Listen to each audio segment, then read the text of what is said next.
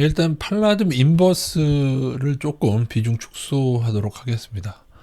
물론 이제 지금껏 이제 오르는 듯 하다가 다시 떨어지고 오르는 듯 하다가 떨어져서 이번에도 오르는 듯 하다가 다시 떨어질 수는 있는데, 좀 떨어지는 거 확인한 다음에 요런 음봉 나오는 거 확인한 다음에 좀 더 늘리시고, 물론 전량 매도할 필요는 없겠지만 일부 한 30% 정도는 좀 비중 축소하시는 게 낫지 않는가. 지금 제가 팔라듐 인버스랑 같이 투자하시는 분은 금은 구리 상방하고 금 구리 은 상방하고 비중을 제가 맞춰서 투자하시라는 말씀 드렸고요. 금만 투자하시는 분들 같은 경우에는 제가 일부 투자하고 떨어질 때마다 늘려가는 방식 취하라고 말씀드렸습니다. 아니면 선물 투자가 가능하신 분들은 저희 원래 의견은 플래티넘 백금하고 팔라듐 인버스의 비중을 같이, 이거는 백금 플래티넘은 상방 그리고 팔라듐은 하방 요렇게 유지하는 게 의견인데, 아무래도 이게 한계 단위가 워낙 크다 보니까 이렇게 투자할 수 있는 분은 많지 않을 거라고 저는 생각해서 그렇게 요거 플래티넘 상방 자체를 금, 은, 구리로 바꿔드린 것이죠.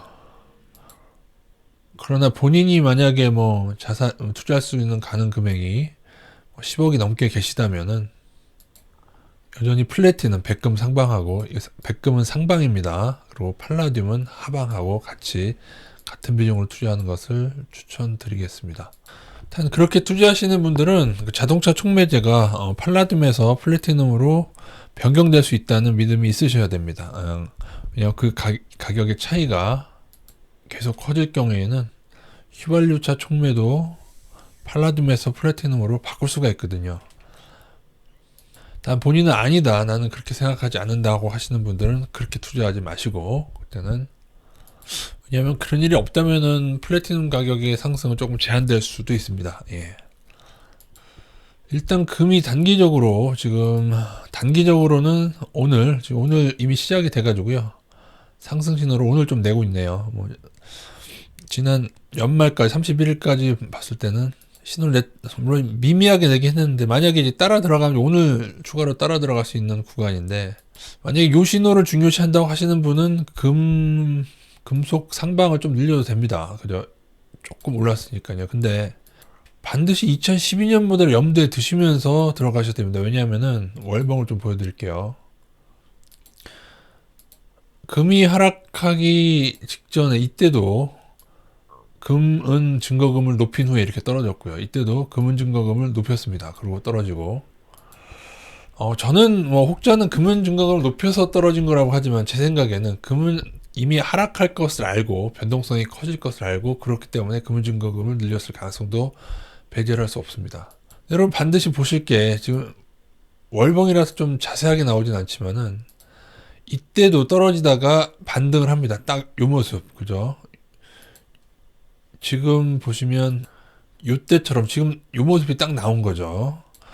근데 그 후에 다시 하락하고 또 다시 올리고 헷갈리게 한 다음에 그 다음에 급락을 했는데, 이번에도 이제 시일이 많이 지났기 때문에, 이미 8년이라는 시간이 지났기 때문에 이렇게 꼭 된다는 보장은 없고, 이후에도 하락이 이렇게 크게 나올 확률은 크지 않다고는 생각합니다만, 아직 완전히 안심할 수 있는 구간은 아니다라고 저는 보고 있습니다.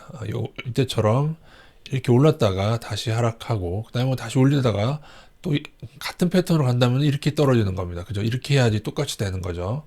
그래서 1900불 때 머물게 되면 또 금을 상승하느냐고 개인이 달려들었을 때, 혹 이때처럼 긴 기간은 아니겠지만은 단기로라도 한 번쯤 조금 더 올리는 듯 하다가 다시 하락시키는 패턴이 있지 않는가를 조금 보자는 의미고, 그런 의미에서 일부를 투자하시고, 그대로 올랐을 때 이득을 봐야 되기 때문에 일부는 투자하시고 향후에 떨어졌을 때 더 투자하는 방식으로 가자는 의견을 드린 것입니다.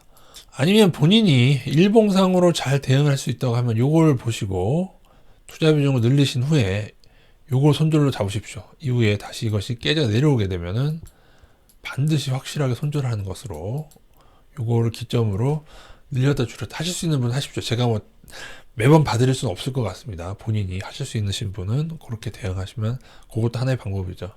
여러 가지 방법이 있습니다. 본인이 금이나 은이나 상방만을 투자할 것이냐, 팔라듐을 같이 낄 것이냐.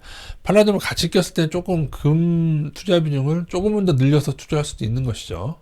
반면 구리는 이제 조금 조정 신호가 나오는 게 아닌가 싶은데요. 이제 구리 상방은 이제 조금 줄여야 되나 싶기도 하고요.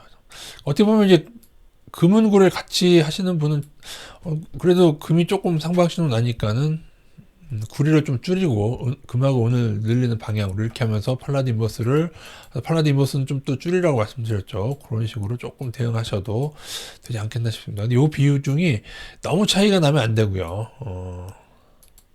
차이는 20에 30%는 왔다 갔다 차이가 날 수가 있다. 예를 들어 5대 5에서 뭐 한 7대 3 정도까지 많이 차이 나게 하면 그 정도는 할 수가 있겠죠. 7대 3보다 한 6대 4 정도가 날려나요. 6대 4 정도 지금 이렇게 조절하시고, 구리는 꿀렁거리긴 하겠지만 요러다가 좀 너무 많이 올라가지고 한번 좀 조정 받은 후에 갈 가능성을 좀 염두에 두시기 바라겠습니다. 단기 신호상으로는 금하고 은은 조금 상승으로 신호가 난다고 구리는 조금 주춤하고 있다. 물론 오늘 다시 오를 수도 있겠지만요. 은도 비슷한 신호가 나고 있죠. 은도 비슷한 신호가 나고 있는데, 그죠? 은은 조금 미리 신호가 나긴 했네요. 그죠? 근데 제가 은에 대해서 하나 말씀드리고 싶어서, 월봉으로 보면 2012년도 고점보다 훨씬 낮죠. 근데 이거를 은 가격이 저평가됐다라고 보시기보다는 이 당시 작전이 너무 컸다라고 보셔야 됩니다. 장기 차트상 그렇습니다.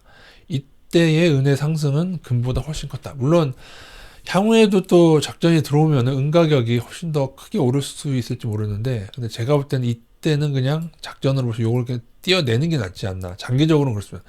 장기 차트상에서 은이 금보다 덜 올랐다는 정황은 아직은 없습니다. 제가 볼 때. 단지 고점 대비해서는 좀 아직 낮다. 금보다는. 물론 이제 짐 로저스 같은 경우에는 은을 조금 더 뭐 좋게 얘기한다는 뭐 말씀들이 있으신데, 글쎄 금 먼저 오르고 은이 조금 이렇게 이후에 따라오를 거라는 의견일 수도 있고요. 물론 은이 산업적으로 좀 산업에서 좀 더 활용이 많은 것은 사실이긴 합니다. 예. 그래서 사실은 은이라고 하는 것은 그래서 경기 침체가 보여서 산업에서 조금 그 활용도가 수요가 좀 적어지거나, 근데 정말 위기가 오면 근데 그래도 좀 금에 대한 수요가 더 많다고 저는 개인적으로 생각을 합니다. 제가 예전에 보여드렸듯이 이때의 은상승에 도이치뱅크가 이때 상승에 조작했다가 과징금인가 물었지 않습니까? 그죠? 그래서 이때보다 너무 저평가됐다는 그런 마인드는 조금은 버리시라는 말씀 드리고 싶습니다. 이 당시가 작전이었기 때문에 그냥 크게 올랐다가 그냥 크게 다시 제자리로 와버렸습니다. 예. 가격으로 보시면 5만 근처에서 50인가 50 근처에서 거의 고점 대비 마이너스 70%까지 하락했어요. 그죠? 금은 아니랬죠. 그러니까 이게 이 자체가 버블이었다라는 생각이 맞는 생각으로 보시면 되겠습니다.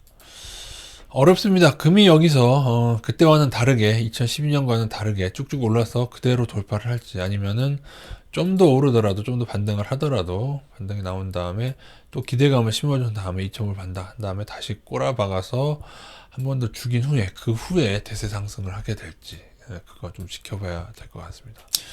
그래도 제 생각에는 한 번쯤 뭐 이때 이렇게 많이 하락은 아니더라도 한 번쯤 좀 더 오르다가 다시 하락을 이렇게 하면서 다시 올리다가 하면서 그래도 한 1700이나 1600대까지 한번 찍고 다시 오르지 않을까 하는 생각은 하고 있습니다. 왜냐면 증거금 인상 여기서 증거금 인상한 거 고작 요거 떨어뜨리려고 증거금 인상했다고 하기에는 조금 그런 면이 있어서, 이것은 뭐 제 느낌입니다. 제 느낌이고. 그러나 그럼에도 이런 패턴이 아니고만 향후에 고점을 이렇게 넘게 되면 여기서 쫓아 들어갈 수밖에 없죠. 2점을 넘어가게 되면은 한 번에 따라 들어가지는 않을 거고 분할로 조금씩 그때는 이때에 늘려가게 될 수 있습니다. 차라리 전고점을 넘게 되면요. 이렇게 가면 어쩔 수 없이 쫓아 들어가야죠. 뭐 그렇게 되면은, 근데 이때 쫓아 들어가도 한 10% 차이뿐이 더 나겠습니까? 10% 차이도 안 나는 것 같은데요. 그죠? 2천불 초반에 해도 10% 차이가 안 나기 때문에 너무 서둘러서 매수할 필요는 없고, 오히려 좀 더 오르다가, 심지어는 이제 헷갈리게 하려면은 또 여기를 2,000불을 살짝 넘으면서 그 후에 다시 꼬라박는 거죠. 이렇게 되면은 이렇게 하고 이렇게 된 다음에 그 이후에 대세상, 어쨌든 한번 죽인 후에 대세 상승하는 경우가 꽤 있었다. 염두에 두면서 투자하도록 하겠습니다. 어렵네요. 팔라디 인버스 조금 줄이시면서 가시면 될 것 같습니다. 백금 설명이 빠졌네요. 백금은 일단 이 아랫골에 달렸지 않습니까? 아랫골에 달린 요거는 상승을 위한 되게 좋은 신호입니다. 아랫골을 한번 쫙 밀어 내려가지고 하방 애들을 일단은 상방 애들을 마진콜 시키고, 그죠? 무리한 투자자들을 마진콜 시킨 다음에 오를 때 쓰는 스킬입니다. 최근에 플래티넘은 잘 오르고 있습니다. 플래티넘 가격은 장기적으로 봤을 때에 이제 경유차 생산이 좀 줄어들게 되면서 이제 거의 예전에는 이제 거의 2,000불 가까이 가격이 높았었죠, 이렇게. 어쨌든 플래티넘이든 팔라듐이든 단계적으로 상승 신호를 내고 있다, 그렇게 보시면 되겠습니다. ETF가 안 들어온 게 조금 아쉽습니다. ETF가 들어왔으면은 상방에 백금도 분명히 일부러 포함시켜서 제가 백금 구리를 하든지, 백금 비중이 좀 많이 높았을 수도 있어요. 제 개인적으로는 백금이 많이 떨어졌다고 생각했기 때문에. 그러나 말씀드린 대로 경유차 생산이 줄어들고 있어서 환경보호 때문에, 그래서 사실은 이제 수요적인 면에서는 휘발유차 촉매로 좀 대체가 되는 움직임들이 있어가지고 제가 투자를 하는 거거든요. 휘발유차 촉매를 플래티넘으로 할 수가 있는데, 플래티넘 백금으로 쓰려면은, 휘발유차 촉매를 쓰려면은 생산 설비를 바꿔야 됩니다. 생산 설비를 이제 바꿀까 말까 지금 하고 있는 거죠. 바꾸면은 싼 플래티넘을 쓸 수 있는데, 만약에 자동차 회사가 그걸 바꾸는 동안에 또 팔라듐하고 플래티넘 가격이 변동이 돼버리면 의미가 없어져 버리거든요. 그죠? 그래서, 그러나 제 생각에는 지금처럼 플래티넘하고 팔라듐하고 가격 차이가 이렇게 너무 나게 되면은, 새로 짓는 공장에 한해서는 플래티넘 촉매로 이제 좀 바꿀 가능성이 있다고 봐서, 그런 측면에서 상하방을 그렇게 투자했었습니다. 어쨌든 지금은 그래도 조금 상승 신호 구간이니까 팔라듐 인버스는 조금 줄이면서 대응하시면 될 것 같습니다.